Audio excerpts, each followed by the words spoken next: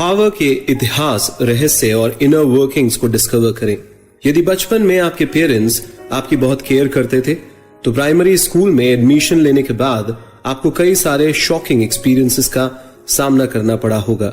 आपने उन सभी बातों पर यकीन किया था जो उन्होंने आपको ईमानदारी और सच्चाई के बारे में बताया था। उम्मीद है आपके नए क्लासमेट से मिलने के बाद आपको बहुत सारे नए एक्सपीरियंसेस मिले होंगे और नो डाउट आपने उनसे बहुत कुछ सीखा भी होगा। हो सकता है दोस्तों अचानक आपको यह क्लियर हो गया हो कि सच्चाई सीधे और लो कॉन्फिडेंट लोगों के लिए है और सिर्फ सच्चाई से आप कॉन्फिडेंट एंड इन्फ्लुएंशियल नहीं बन सकते, यानी सिर्फ सच्चाई को रखकर आप पावरफुल नहीं बन सकते। तो रियलिटी यह है दोस्तों, हमेशा अच्छा होने की कोशिश करना शायद आपकी सक्सेस को सीरियसली रोक भी सकता है। ये इस किताब में लिखा है दोस्तों। बेशक अगर आप आज एक टॉप लेवल बिजनेस मैनेजर या पॉलिटिशियन हैं, तो इस बात को जानते थे जो मैं आपको अब डिटेल में बताने जा रहा हूं। तो चलिए दोस्तों अब इसको एक एग्जाम्पल से समझते हैं। रॉबर्ट ग्रीन कभी आपके जैसे ही थे, लेकिन उन्होंने गहराई और डिटेल में पावर का इतिहास और इसके काम करने का तरीका जानने का फैसला किया। वे जानना चाहते थे कि पावर को कैसे हासिल किया जाए, पावर का यूज कैसे करें और पावर के अब्यूज से कैसे बचाव करें। वे पावर के 48 लॉज ढूंढ कर लाए और इस समरी में हम उनमें से 7 सबसे प्रभावशाली नियमों पर फोकस करेंगे। तो दोस्तों इस समरी में आप जानेंगे एक शुरुआती गलती आपको चेस टूर्नामेंट जीतने में कैसे मदद कर सकती है, एक मंत्री को अपने राजा के लिए पार्टी आयोजित करने पर जेल में क्यों डाल दिया गया और कैसे सरेंडर करना कभी कभी जीतने का सबसे अच्छा मौका है। अपनी प्रतिभा का दिखावा करके नहीं, अपने बॉस को जिताकर आप अपने बॉस का दिल जीत पाएंगे। तो दोस्तों क्या आपने कभी अपने बॉस को इम्प्रेस करने की कोशिश की है और आप उसमें हार गए हैं? अगर आप कभी भी किसी पावर की पोजीशन पर बैठे किसी पर्सन को इम्प्रेस करने में नाकाम रहे हैं, तो ये एक्चुअली में उन्हें आउटशाइन यानी उनसे बेहतर अपने आप को प्रूव करने का नतीजा हो सकता है। ध्यान रहे दोस्तों, आखिरकार पावरफुल लोग सेंटर ऑफ अट्रैक्शन बनना चाहते हैं।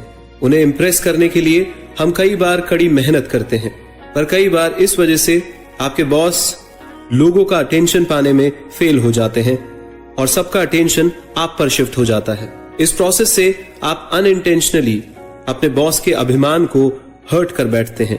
लेकिन दोस्तों इससे भी बुरा है उनसे सुपीरियर एक्ट करना। यह एक ऐसा कदम है जिससे आपका बॉस आपको खुद के लिए और अपनी पोजीशन के लिए एक थ्रेट के रूप में देखने लग जाता है और कॉन्सिक्वेंटली आपको कंपनी से बाहर निकलवा दिया जा सकता है। फ्रांस के राजा लुइस 14 और उनके फाइनेंशियल मिनिस्टर निकोलस फॉक्युएट के बीच में रिलेशनशिप को लीजिए दोस्तों। एक स्मार्ट और लॉयल एडवाइजर निकोलस अपने राजा के लिए नेसेसरी बन गए थे, लेकिन उन्हें फॉर्मर मिनिस्टर की मृत्यु के बाद भी प्राइम मिनिस्टर की पोजीशन की गारंटी नहीं मिल रही थी। राजा के फेवर को गेन करने के लिए निकोलस ने अपने असाधारण रूप से डेकोरेटेड कंट्री हाउस पर एक लैविश पार्टी रखी। वे राजा को दिखाना चाहते थे कि वो कितना वेल कनेक्टेड और प्रभावशाली व्यक्ति है। अगले दिन निकोलस को राजा के आदेश से अरेस्ट किया गया।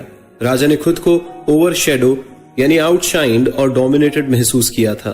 राजा ने इस तरीके का दिखावा करने के लिए निकोलस पर अपने वेल्थ में से चोरी करने का संदेह जताया।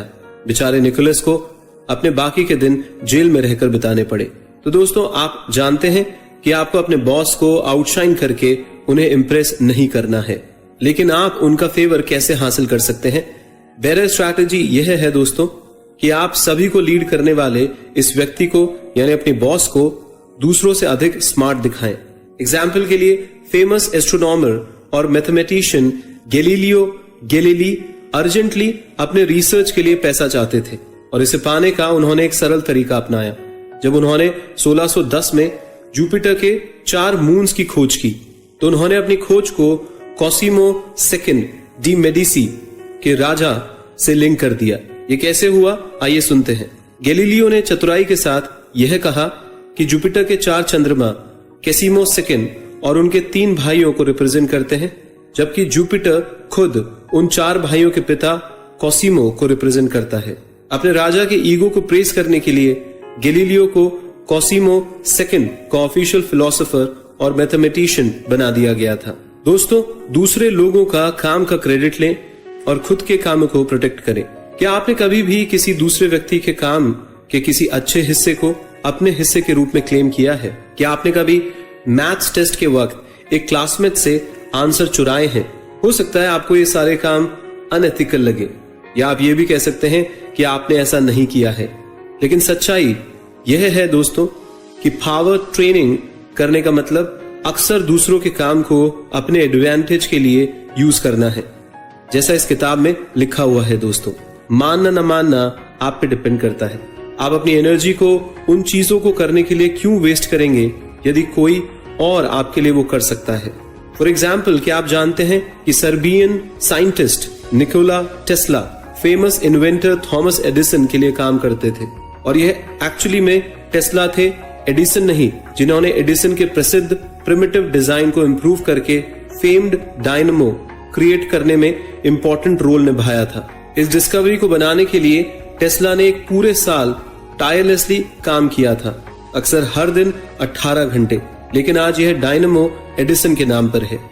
जरा सोचें कि कितने पॉलिटिशियन अपने स्पीच को खुद लिखते हैं और कितने फेमस नॉवेलिस्ट दूसरे राइटर्स का नाम बताते हैं। घोस्ट राइटिंग तो आपने सुना ही होगा दोस्तों, कि लिखता कोई और है और नाम किसी और का होता है। आपको ये सब बातें अजीब लग सकती हैं दोस्तों, पर अपने आसपास के पावरफुल लोगों को देखिए, आपको सच्चाई पता चल जाएगी कि हमारे प्लैनेट अर्थ पे चल क्या रहा है। यहाँ गॉड किंगडम की बात नहीं हो रही दोस्तों, प्लैनेट अर्थ की बात हो रही है कि इस प्लैनेट अर्थ पर कैसे पावर को अटेन किया जाता है। तो दोस्तों, आपको ये ध्यान रखना होगा कि अगर आपको पावर चाहिए तो दूसरों के द्वारा किए गए कामों का बेनिफिट ही ना उठाएं, बल्कि आपको उनका क्रेडिट भी लेने की जरूरत होगी। फॉर एग्जाम्पल, एडिसन और उनकी कंपनी ने डायनमो पर किए गए टेस्ला के काम के लिए पूरा क्रेडिट लिया था। एडिसन ने टेस्ला के साथ अपने प्रॉफिट्स का एक पैसा भी शेयर नहीं किया, हालांकि उसने उन्हें $50,000 देने का वादा किया था। यह अनएथिकल है, पर इससे आप भी जानते हैं कि एडिसन को कितनी पावर मिली। इसलिए टेस्ला के एक्सपीरियंस को दिमाग में रखते हुए याद रखें कि किसी भी तरीके से किसी इन्वेंशन और क्रिएशन के लिए दी गई क्रेडिट उस इन्वेंशन को सच में करने से भी ज्यादा जरूरी होती है अगर आपको पावर चाहिए तो। लेकिन ध्यान रहे, अगर आप क्रेडिट को क्लेम नहीं करते हैं तो कोई और कूद जाएगा और आपके आइडिया और उसके साथ आने वाले सभी क्रेडिट की चोरी कर लेगा। दोस्तों, किसी पर पावर गेन करने का मतलब उन्हें पूरी तरीके से समझाना और उनके दोस्त के रूप में अपने आप को पोज करना है। यह किसी से पावर गेन करने का बेस्ट वे है। आइए इसको डिटेल में समझते हैं। शायद आपने कभी इस प्रॉब्लम का सामना किया हो, आप कंपटीशन को जीतने के लिए एफर्ट्स कर रहे हैं, लेकिन आपके कॉम्पिटिटर्स की स्ट्रैटेजीज को सही ढंग से प्रेडिक्ट नहीं कर पा रहे हैं। तो फिर आप इस सिचुएशन में कैसे परफॉर्म करेंगे? आइए सुनते हैं। दोस्तों, पावर पाने के लिए एक और ट्रिक है, उन लोगों के बारे में इंपॉर्टेंट इंफॉर्मेशन कलेक्ट करना जिन्हें आप कंट्रोल करना चाहते हैं। और किसी से कुछ पाने के लिए आपको उनके बारे में जानने की जरूरत है। आप जितना ज्यादा उनके बारे में जानेंगे, आप उतना उनको कंट्रोल कर पाएंगे। एक पर्सन के प्लान्स, वीकनेसेस और डिजायर्स को जानना आपको उसके फेवर को जीतने और उसके एक्शन को गाइड करने में मदद करेगा। आर्ट डीलर जोसेफ डुवीन का उदाहरण लीजिए, जो 1920 में इंडस्ट्रियलिस्ट एंड्रयू मेलन को अपना एक क्लाइंट बनाने का संकल्प ले चुके थे। लेकिन मेलन इजीली मानने वाले नहीं थे, इसलिए डुवीन ने अपने एम्प्लॉयर के बारे में सीक्रेट इंफॉर्मेशन लेने के लिए मेलोन के स्टाफ को रिश्वत देने का फैसला किया। जब इंडस्ट्रियलिस्ट मेलोन ने लंदन की यात्रा की तो डुवीन ने उसे फॉलो किया। डुवीन उसी आर्ट गैलरी में पहुंचे जिसे मेलन विजिट कर रहे थे। बाय चांस डुवीन ने मेलन को एक जीवंत कॉन्वर्सेशन में व्यस्त कर दिया। चूंकि डुवीन को मेलन के पसंद के बारे में बहुत कुछ ऑलरेडी पता था, इसलिए उन्होंने आसानी से मेलन का विश्वास जीत लिया कि वे आर्ट में कॉमन टेस्ट ही शेयर करते हैं। ऐसा करके डुवीन ने मेलन का इजीली फेवर गेन कर लिया।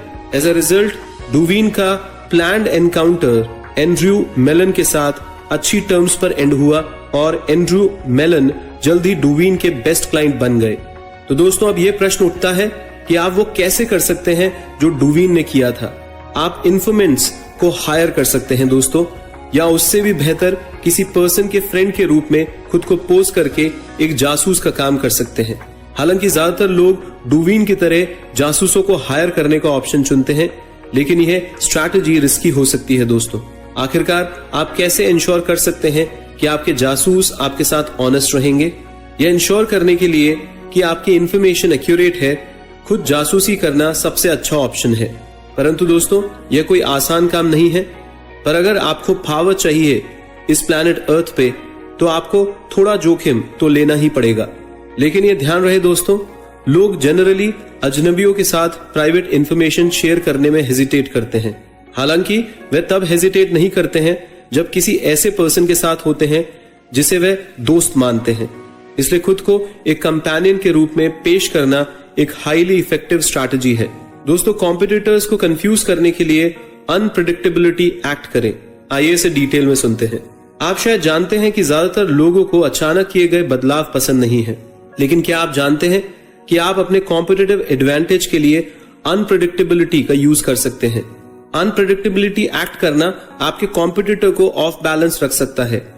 कॉम्पिटिटिव सिनेरियोज में आपके ओपोनेंट्स ने आपकी हैबिट्स और डिसीजन मेकिंग की मॉनिटरिंग के थ्रू आपको कंपटीशन या मार्केट से ही बाहर निकालने के लिए कड़ी मेहनत की होगी, और वे इस इंफॉर्मेशन का यूज करके आपके अगेंस्ट काम करने में हेजिटेट नहीं करेंगे दोस्तों।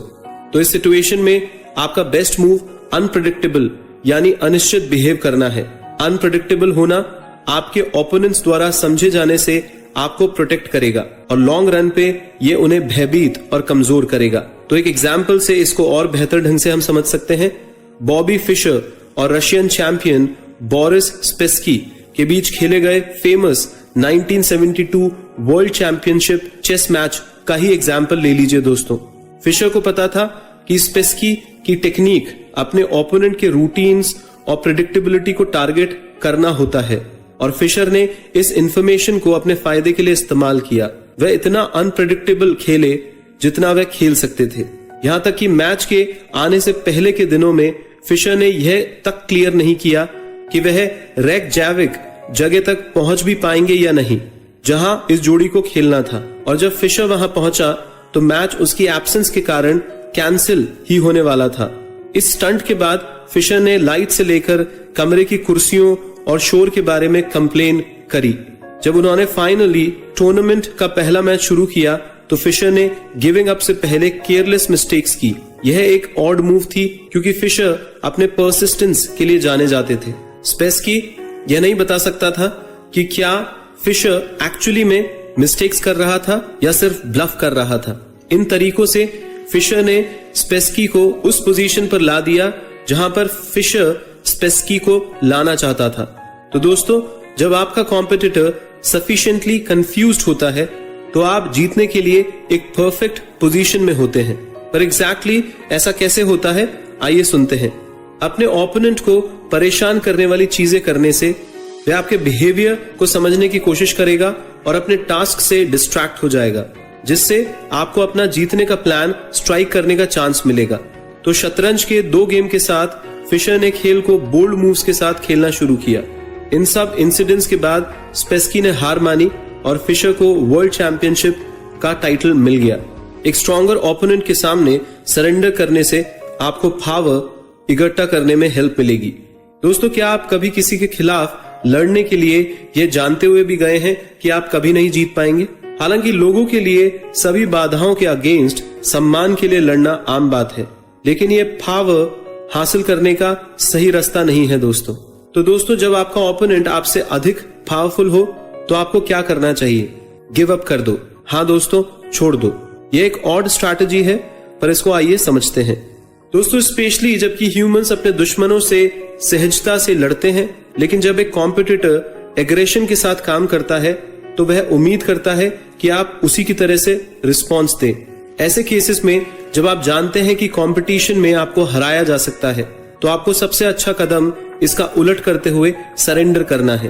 पर ऐसा करने से आपको पावर कैसे मिलेगी, आइए सुनते हैं।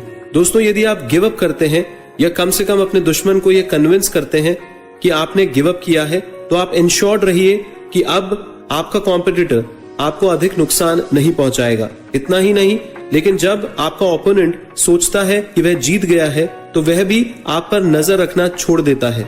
जब वह ऐसा करता है तो आपको अपनी स्ट्रेंथ रीगेन करने और अपने अगले कदम की प्लानिंग करने के लिए एक गोल्डन अपॉर्चुनिटी मिलती है। रिवॉल्यूशनरी कम्युनिस्ट राइटर बेर्टोल्ट ब्रेcht का उदाहरण लीजिए, जो 1941 में यूनाइटेड स्टेट्स से यूरोप में आकर रहने वाले दूसरे इंटेलेक्चुअल्स में शामिल हो गए थे। वर्ल्ड वॉर सेकेंड के बाद ब्रेcht और उनके साथियों को यूएस कांग्रेस के समक्ष बुलाया गया, जो हॉलीवुड की एक कम्युनिस्ट साम्यवादी घुसपैठ की इन्वेस्टिगेशन कर रहा था। जबकि उनके साथी रेडिकल्स ने चिल्लाने और अनकोऑपरेटिव बिहेव करते हुए हंगामा किया और कांग्रेस की अथॉरिटी को चैलेंज किया, वहीं ब्रेcht ने शांत और पोलाइट तरीके से उन सवालों के आंसर दिए जिन्हें उनसे पूछा गया था।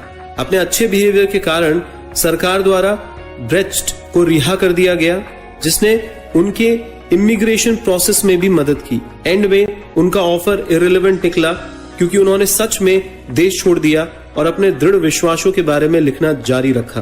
और उनके जिद्दी दोस्त के साथ क्या हुआ होगा दोस्तों, सोचिए। उनका दोस्त ब्लैकलिस्ट किया गया और वे वर्षों तक पब्लिश नहीं कर सका। तो ब्रेcht ने ऐसा किया और सेल्फ एम्पावरमेंट और पावर पाने के मुख्य टूल सरेंडर को यूज किया। थोड़े समय के सम्मान के लिए मेजर सेक्रीफाइस करने के बजाय उन्होंने इसे अपनी लॉन्ग टर्म स्ट्रेंथ बनाया और सरेंडर किया। तो मैं फिर से दोहरा दूं दोस्तों, सरेंडर करना आपकी कमजोरी नहीं होता।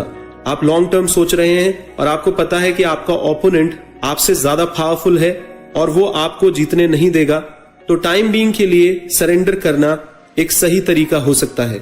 इससे लॉन्ग रन पे आपको पावर मिलेगी और अपने ओपोनेंट का सहयोग भी आप पा सकते हैं। ध्यान रखिएगा दोस्तों, अगर आपको एक सुपीरियर के जैसा ट्रीटमेंट चाहिए तो आपको उनके जैसा काम करना होगा। दोस्तों, क्या आप किसी और के कंपैरिजन में हायरार्की लैडर यानी पोजीशन में ऊपर हैं? यदि हां, तो अगर आप अपने जूनियर्स के बराबर खुद को देखा जाना नहीं पसंद करते हैं तो आपको अपना रोल ढंग से निभाना होगा। यानी अगर आप सीनियर हैं तो आपको अपने सीनियरिटी का रोल ढंग से निभाना होगा, यानी सीनियर की तरह हर वक्त बिहेव करना होगा। लेकिन यह एक चेतावनी भी है दोस्तों कि एक हायर पोजीशन पर काम करते हुए दूसरों के बराबर दिखना आपके अपमान का कारण भी बन सकता है। सोचिए, आप सीनियर मैनेजर हैं और लोग आपको सिर्फ क्लर्क की तरह देखते हैं, तो इसमें आपकी कोई बड़ाई नहीं है। इससे आप वो भाव फील नहीं कर पाएंगे जो आप पाना चाहते हैं। 1830 और 40 के दशक के दौरान फ्रांस के राजा रहे लुईस फिलिप का ही एग्जाम्पल लीजिए। वे शाही समारोह के साथ साथ सिंहासन के साथ जुड़े सभी प्रतीकों का भी अपमान करते थे। अपनी पोजीशन की फॉर्मेलिटीज के अपमान में वे अपने मुकुट और शाही छड़ी की जगह वह एक ग्रे हैट पहनने और एक छाता रखने के लिए बदनाम थे। वास्तव में उन्होंने रॉयल्टी या शाही लोगों के साथ उठना बैठना भी नहीं रखा।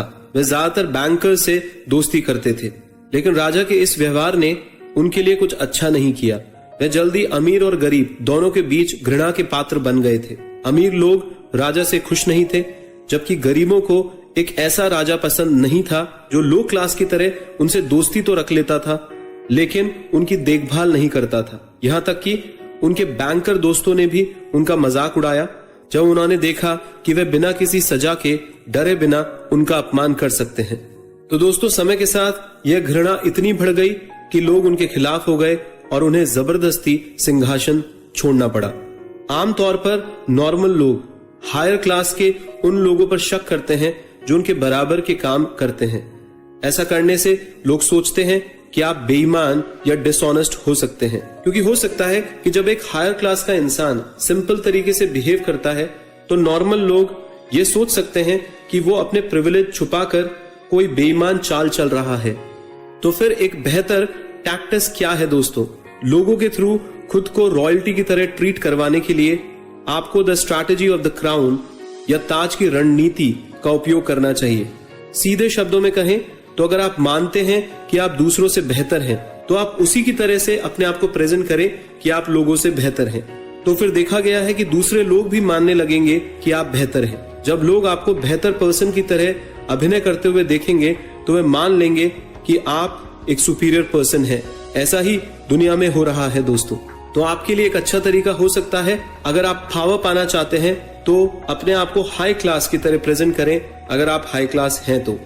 उदाहरण के लिए क्रिस्टोफर कोलंबस ने रॉयल पर्सन की तरह व्यवहार किया और इसके कारण अधिकांश लोगों ने उन्हें इसी तरीके से देखा। वास्तव में यह उनका कॉन्फिडेंस था जो वह स्पेनिश शाही परिवार के साथ मेल झोल बढ़ा पाए थे, और आखिर में कोलंबस ने अपनी यात्राओं को फाइनेंस करने के लिए स्पेनिश शाही परिवार को मना लिया था। दूसरों पर शक्ति हासिल करने के लिए सिडक्शन बेहतर टेक्निक है एज कंपेयर टू प्रेशर। दोस्तों, अपने आप को चूको लियांग के रूप में इमेजिन करें। वे प्राचीन चीनी राज्य शू के प्रमुख स्ट्रैटेजिस्ट थे। दक्षिण में राजा मेंगुओं के द्वारा युद्ध घोषित किया गया था और उसे रोकने और देश को बचाना चूको लियांग के हाथ में था। लेकिन जानने से पहले कि आपको क्या करना चाहिए, यह जानना जरूरी है कि क्या नहीं करना चाहिए। तो सबसे पहले बल और प्रतिरोधी रणनीति यानी फोर्सफुल टैक्टिक्स का उपयोग करना किसी भी बुद्धिमानी की बात नहीं है दोस्तों, तब भी जब वह सबसे आसान ऑप्शन लगता हो। वास्तव में यदि आप अपनी ताकत का उपयोग करते हैं तो लोग सीक्रेटली आपको परेशान करने लग जाएंगे और आपकी इमेज मार्केट में सही नहीं बनेगी, क्योंकि बल प्रतिरोध को जन्म देता है दोस्तों। लियांग ये जानते थे, उन्होंने बल के साथ हमला नहीं किया, भले ही जब वे हमलावर सेना को पराजित भी कर सकते थे। हालांकि अगर वे ऐसा करता तो मेंगुओ चीन और लियांग दोनों के साथ असंतुष्ट होता और देश को लगातार स्वयं की रक्षा करनी होती। इससे सभी लोगों को परेशानी होती और मेंटल स्ट्रेस भी झेलना पड़ता। तो इससे बेहतर रणनीति जो लियांग ने अपनाई वो है सिडक्शन की रणनीति, यानी ललचाना। दोस्तों, लोगों को उनकी भावनाओं से नियंत्रित किया जा सकता है। उनकी भावनाओं पर खेल खेल कर आप उनसे अपनी इच्छा अनुसार काम करवा सकते हैं। आप अपने ओपोनेंट को धमकी देकर भी ऐसा कर सकते हैं ताकि वे दर्द की उम्मीद करें, और जब अचानक आप उन्हें काइंडनेस दिखा दें तो आप उनका दिल जीत लें। उदाहरण के लिए, जब मेंगुओ ने चीन पर हमला किया तो लियांग ने उसे और उसकी पूरी सेना को पकड़ लिया। मेंगुओ को उसके सैनिकों से अलग कर दिया गया और मेंगुओ को उस वक्त अपने साथ कुछ बुरा होने की सबसे ज्यादा उम्मीद थी। लेकिन राजा मेंगुओ को तब आश्चर्य हुआ जब उन्हें स्वादिष्ट भोजन और शराब की पेशकश की गई, जबकि लियांग ने अपने दुश्मन के सैनिकों को रिहा कर दिया। राजा मेंगुओ को कहा गया कि उन्हें केवल तब जाने दिया जाएगा जब वह ये वादा करे कि अगर वह फिर से पकड़े जाते हैं तो वह चीनी राजा के सामने झुकेंगे।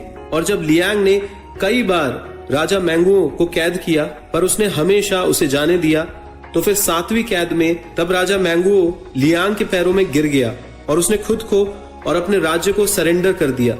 भले ही लियांग राजा मेंगुओ को पकड़ने के बाद मार सकता था, पर दोस्तों यह एक फैक्ट है कि दुश्मन राजा को मालूम था कि लियांग ने उन्हें काफी मौके दिए हैं और हर बार उन्हें सम्मान के साथ ट्रीट किया है। इसके कारण राजा मेंगुओ चीनी राजा के प्रति अधिक आभारी और ऋणी होता चला गया।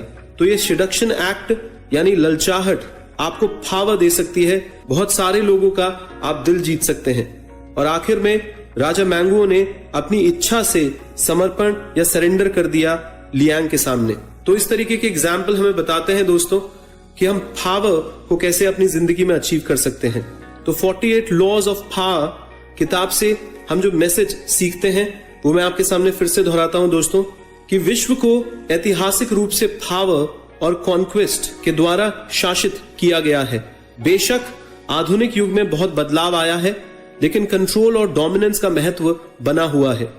असफलताओं और ऐतिहासिक शक्तियों के संघर्षों की जीत से सीखकर हम भी एक पावरफुल इंसान बन सकते हैं। तो आइए ऊपर एक्सप्लेन किए गए 7 रूल्स को अपनी जिंदगी में लगाने की कोशिश करते हैं, और अगर हमें पावर की भूख है तो इन सारे टैक्टिक्स को अपनी जिंदगी में किसी भी कीमत पे लगाते हैं। तो दोस्तों हमारा तो यही मकसद है कि आप ये सारी किताबें पढ़िए, अपनी विवेक अपनी बुद्धि लगाकर जो भी चीजें आपको ठीक लगती है वो अपनी जिंदगी में उतारिए। चॉइस आपकी है दोस्तों। अगर आपको ये किताब पसंद आती है